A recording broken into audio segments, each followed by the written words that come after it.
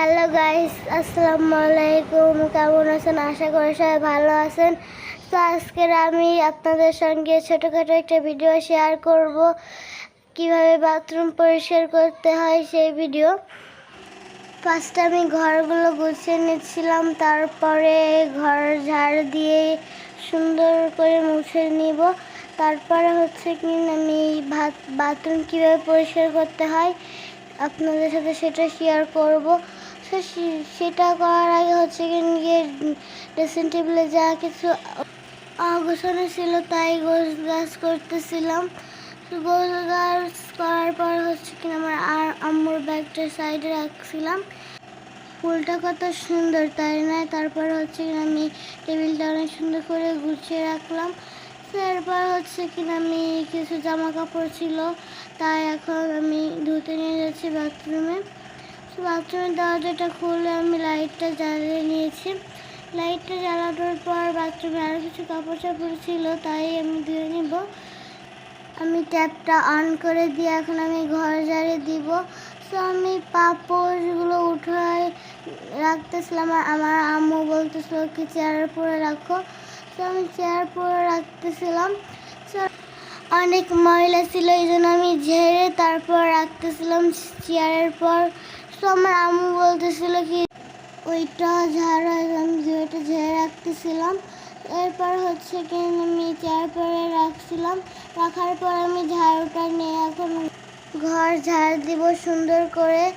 আমি ঘরে যাই আগে দেখতেছিলাম অনেক ময়লা জমেছিল, দেখেন আমি অনেক সুন্দর করে ঝাড় দিচ্ছি। তো আমার ঝাড় দিয়ে এতটাই সুন্দর হচ্ছিল। তো আমার মধ্যে কে কে এরকম ঝাড় দিতে পারেন অবশ্যই কমেন্টে জানাবেন, আর বেশি বেশি করে সাবস্ক্রাইব করে দিবেন। এখন আমি চলে গেলাম বাথরুমে সে জামা কাপড়গুলো ধোয়ার জন্য। আমি একটা একটা করে অনেক সুন্দর করে ধুচ্ছিলাম। তো আমার মতো কে কে এরকম জামা কাপড় ধুতে পারেন অবশ্যই কমেন্টে জানাবেন। আমার এরকম অনেক সবগুলো জামা কাপড় ধোয়া হয়ে যাচ্ছিল, এই জন্য হচ্ছে কি আমি এখন বাথরুম পরিষ্কার করার জন্য একদম প্রস্তুত। আমি বাথরুমে যে আগে হচ্ছে কি বাথরুমে ঢোকার পর আমি হারপিক নিয়ে হারপিক দিয়ে দিব। হারপিক দেওয়ার পর হচ্ছে কি এখন আমি হারপিক দিয়ে দিচ্ছিলাম, দেখেন আমি কত সুন্দর করে দিচ্ছিলাম। আমার আম্মু বলছিল সাইডে সাইডে দিতে, তাই আমি সাইডে সাইডে দিচ্ছিলাম। তারপর আমি অনেক সুন্দর করে ব্রাশ দিয়ে ডলে নিব। তো আমি অনেক সুন্দর করে ডলতেছিলাম, বলতে ডলতে হচ্ছে কি একদম ফেনা বানিয়ে নিব। তো আমার ডলা প্রায় শেষ। এখন আমি পানি দিয়ে অনেক সুন্দর করে ধুয়ে নিব।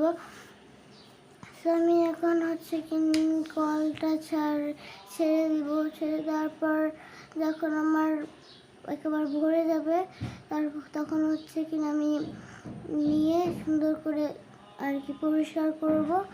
তো ভরে যাওয়ার পর হচ্ছে কি আমি অনেক সুন্দর করে ধুয়ে নিচ্ছিলাম। একবার দেওয়ার পরে দেখেন কতটা ক্লিন হয়ে গেছিল।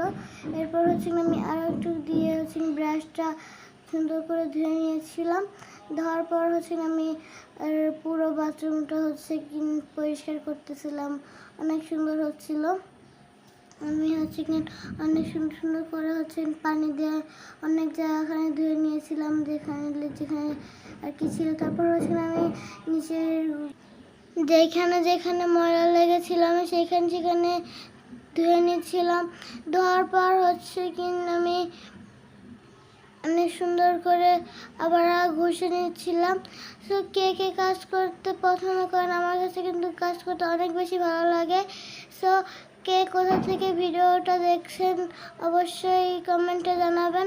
তো কে কে আম্মু হাতে হাতে কাজ করে দাও অবশ্যই কমেন্টে জানাবা। তবে আমার কিন্তু আম্মুর হাতে হাতে কাজ করতে অনেক ভালো লাগে। আপনাদের কার কার ভালো লাগে অবশ্যই কমেন্টে জানাবেন। তো বন্ধুরা, আজকের ভিডিও এই পর্যন্ত। কি সবাই বেশি বেশি করে লাইক করবেন, কমেন্ট শেয়ার এবং বেশি বেশি করে সাবস্ক্রাইব করে দিবেন। তো আমার ধোয়া কিন্তু একদম কমপ্লিট। তো আমি একটু উপরে উপরে সুন্দর করে আর কি ধুয়ে নিচ্ছিলাম। সবাই ভালো থাকবেন, সবাইকে আল্লাহ হাফেজ।